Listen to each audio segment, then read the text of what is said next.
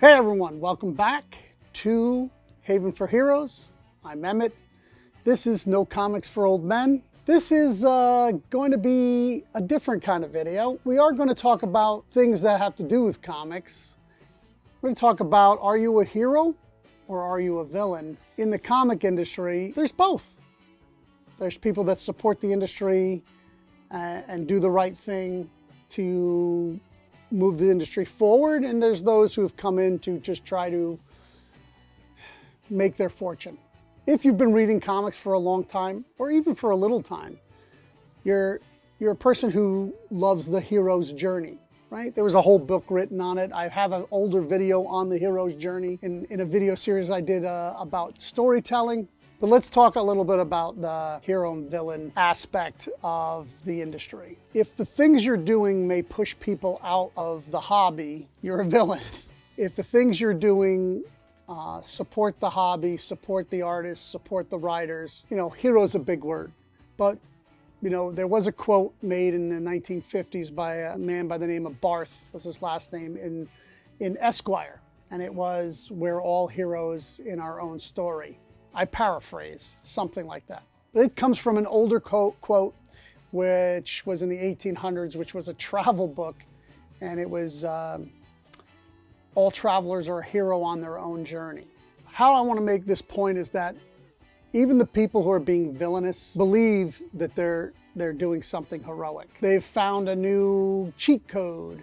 They found a new way to market. And it is heroic to gain money and wealth to secure your family and your friends in your wealth, right? But if it's to the detriment of the bigger community, then not so much. Now, I'll get a lot of pushback on this. A lot of people maybe not even watch this video.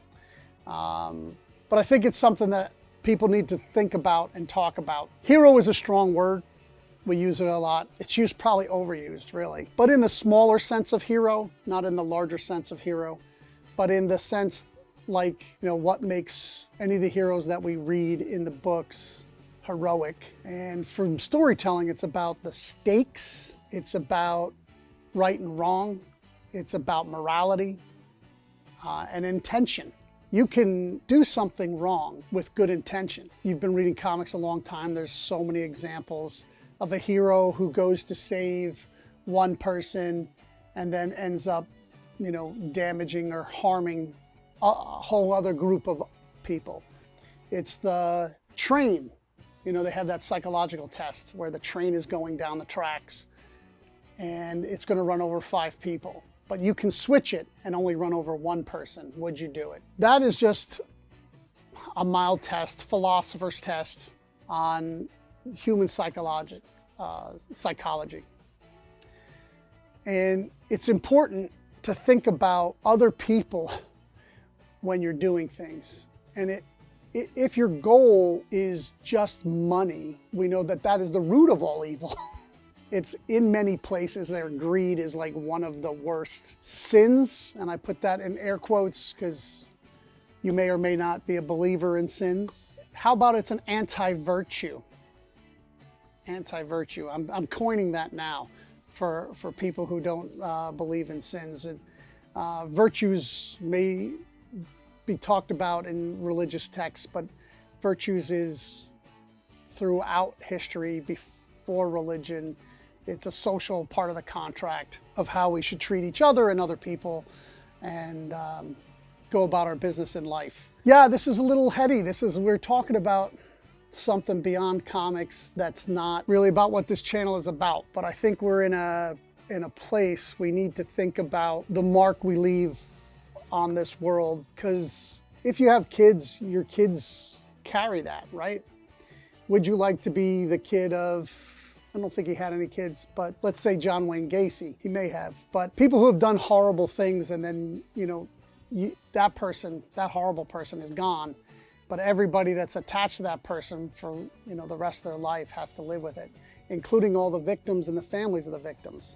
So people say, what's the big deal? It's just a grift, a little bit of money here, a little bit of money there. It can take things down. CEOs of companies have come in and took over companies and said, hey, you know what? full-time workers really cost this company a lot of money, a lot of money. So we're going to not have full-time workers anymore. We're going to take away their benefits. We're going to do that. And then they go the way of Sears, because that's exactly what Sears started to do in the 80s.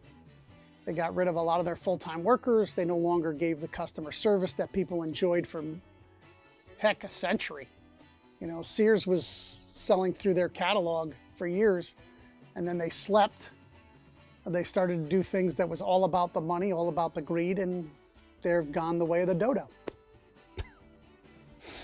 The fact that we enjoy some people's company, we enjoy some people's content, even though we know that they are not good for the industry, not good for themselves, actually. But we continue to eat up what they put out for entertainment's sake. I think that that's not good for the community in not only the comic book community, but the community in the whole and country, the world. I think a lot of the direction that we've been taking is way off track. So the social contract, everybody knows what it is without having to be written down, right? The golden rule, treat others how you want to be treated. A lot of people have changed that. He who has the gold rules.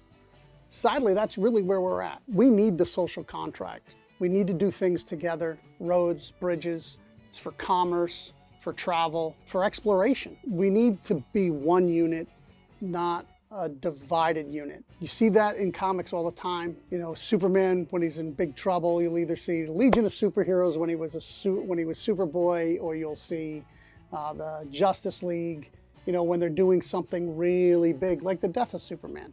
Marvel examples too, Annihilation, you know, they have plenty of teams, Guardians of the Galaxy, the Avengers. You know, any one of the Avengers is super powerful, but at times they need to come together to get things done, right? So we need to do that. In the comic industry, we need to educate the fan base on AI and let them know the reason why we don't want it is because we need to support the artists, both writers and artists, the pencilers, the inkers, everyone that's involved to make sure that this industry continues because we love it so much. So when your customer comes in and says, you know, I don't care who drew it, I just like it. You need to explain to them the whole economics of that. You know, it's a slippery slope. Once we do that, and then corporations know that they can sell you that, that's all you're getting, right? Because they don't have to pay anybody for that.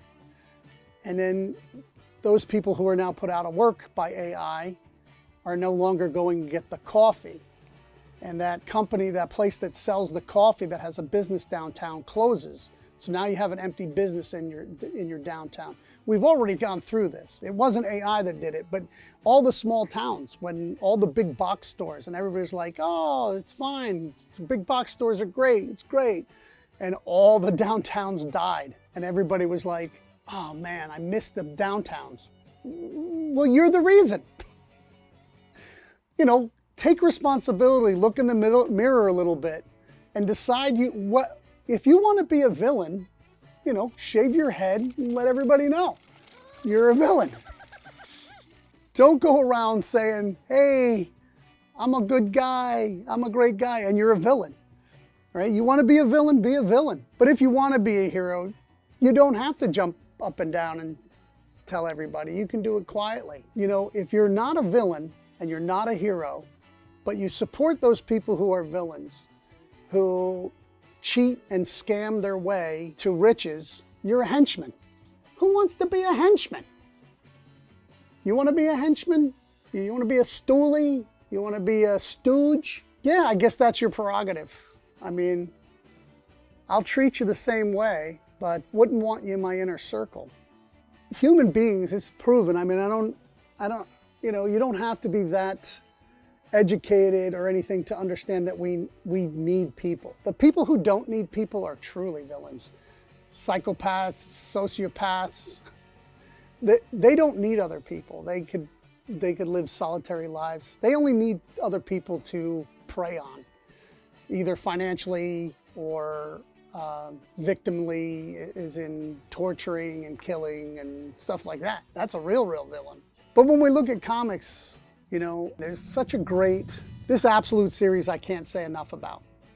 Now we're going to get back into little comics so I can bring this into a little bit better focus, because comics do help me focus on what's important. If you read All In, and I've said this maybe in 2 other videos, the very beginning of the series, the whole Absolute Breakoff series, was the All In. And when you flip the book and you read through it, Superman drops to his knees and says, "Hope is now the underdog." And man, is that a dark, dark sentence. Now see, I think that that is a very veiled, it's a very dramatic thing in the story, but I think it's a very heavily veiled snapshot of where we are. Content that is happy, fun, is not in the algorithm. Dark stuff, complaining stuff, hey, listen, I've benefited from it. You know, I wanted to kind of educate people about the wrongs of grading your books and how it's a waste of money and it's kind of a scam. That video has done tremendously. I think I'm near 70,000 views on it. You know, nothing like 1 million like Mr. Beast or anything like that. But for a very small YouTube channel like myself, that's a big number. But I kind of feel bad about it because it is so negative. At the time, I wasn't feeding into that algorithm until I realized that was the algorithm. I did several other videos on CGC and after that, which also did very well, not as well as that one, but also did very well because they were very negative. And sometimes you have to get rid of your negative energy somewhere, and I get that.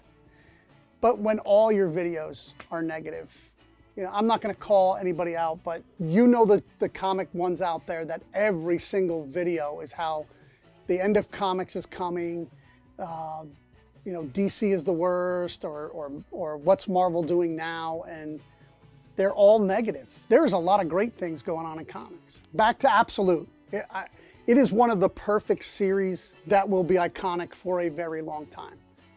If you wanted to invest in a book that's going to have value for a long time, I would say go out and make sure you get your Absolute Batmans. I think the #1s have come down in price now because the original FOMO is over. So find your #1s. It's like the Court of Owls series. It's like Alan Moore's Swamp Thing, Watchmen.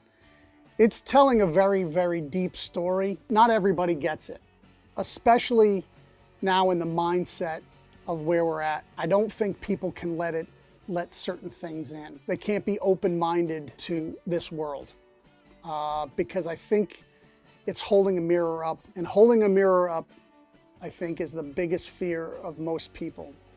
They don't want to look at themselves really, really, really hard. Listen, neither do I. I have a lot of warts. I have a lot of scars. I have a lot of failures. I have some very bad tendencies. But if you don't know they're there, you let them loose and they affect other people. So looking in the mirror is very important. Check yourself before you wreck yourself. You know, one of those, all these little silly little sayings are based in some type of truth, some type of reality that we've expressed as human beings. You know, we're not as complicated as people think.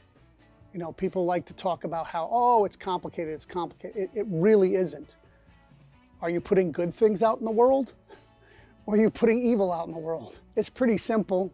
Oh, it's a gray area. If you're scamming people because, you know, you think it's a cheat code or it's easy, sooner or later people will get tired of that. And you know, there's a sucker born every minute. You know, P.T. Barnum said it. And I used to be a big proponent of all these guys that were like, oh, get rich quick. Here's all the things. Here's how you market. And there is so many techniques. Now, there's some things that are just basic sales techniques. And then there's things that go very dark and nefarious. But where do you want to be at, right? You want to be a hero or a villain. I think most of the people that read comics want to be a hero.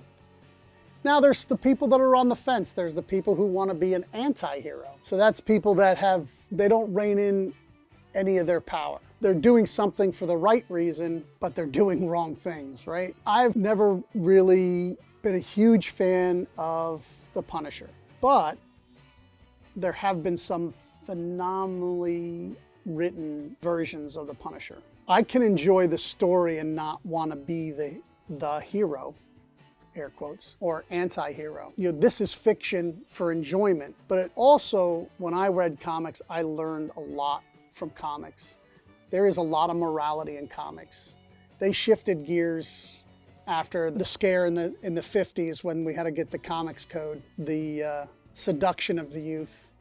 Superman was still being printed during that whole seduction of the youth. He had started in 1938. There was a lot of characters that were still wholesome and good and about truth, justice, and the American way. People were focused, laser focused on the bad, and they completely didn't talk about the good. And I think that's where we're at now. I think so many people are absolutely afraid of everything that's going on. I need to have a gazillion dollars because I'm afraid that I won't make any more money, or I'm afraid that I'm going to need to hire thugs to protect my house. It's the things that I hear people afraid of just astonish me. I do get phobias. Like I'm deathly afraid of heights.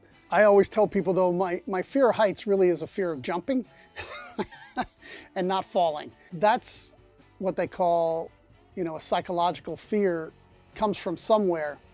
But we have fears now that are just insane, of that the earth is flat and everybody's keeping it from us. Like, the number of people that believe the earth is flat may be larger than the number of people that read comics. And that has to change. Irrational fears that create a whole system around it, a cult-like fashion, are just not good for society. I think comics are very good for society. A lot of the things that it teaches that you don't know you're learning is storytelling, which we use all the time. When you go for a job interview, you're telling a story, you're telling your story.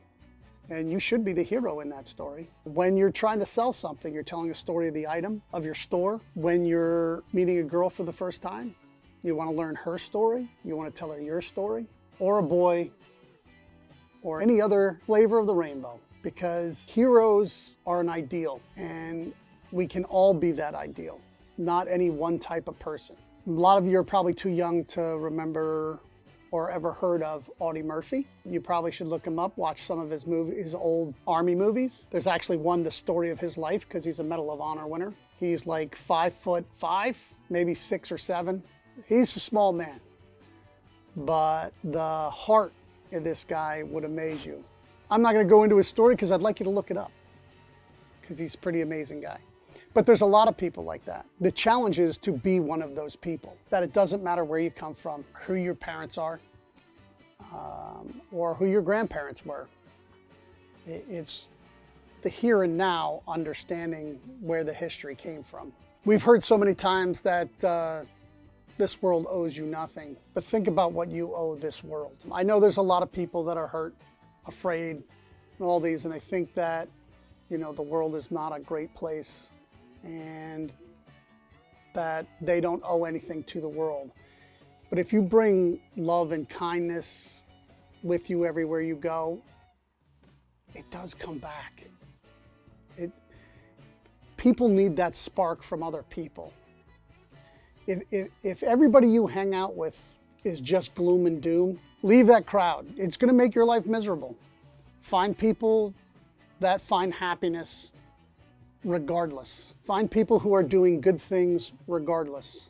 I have a lot of friends that do a lot of good things, and we don't agree on almost nothing. But they're good people spreading love and kindness.